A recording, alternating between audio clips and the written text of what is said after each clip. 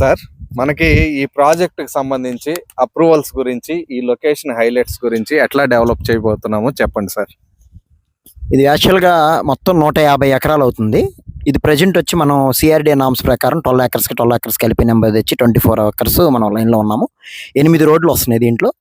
RERA registration with CRD అప్రూవల్తో మనం అంతా కూడా రన్నింగ్లో ఉన్నాము. అలాగే బ్యాంక్ అప్రూవల్ కూడా 80% మనకి బ్యాంక్ లోన్ వస్తుంది. ఆల్రెడీ కస్టమర్స్ కూడా శాంక్షన్ అయిపోయి కూడా ఉన్నాయి.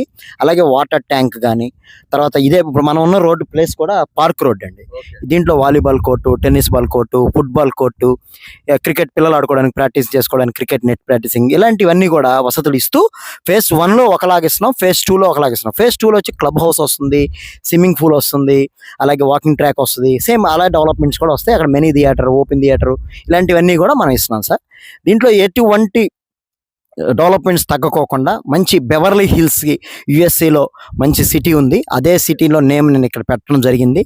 ఆ సిటీకి తగ్గట్టుగా మనం ఇక్కడ డెవలప్మెంట్ చూపించడానికి రెడీగా ఉన్నాం సార్. నేను అదే అడగబోతున్నాను, బెవర్లీ హిల్స్ అంటే ఏంటి అనే దాని గురించి. సో ఇక్కడ కూడా హౌసింగ్ ఇస్తున్నారా? హౌసింగ్ కరెంట్గా వస్తుందండి. 100% మనం 3 phases 20 ఫ్లాట్ల వరకు చేద్దాం అనుకుంటున్నాము. అలా phase 1లో కూడా కస్టమర్స్కి ఏదైనా కావాలన్నా కూడా కట్టిద్దాం అనుకుంటున్నాము.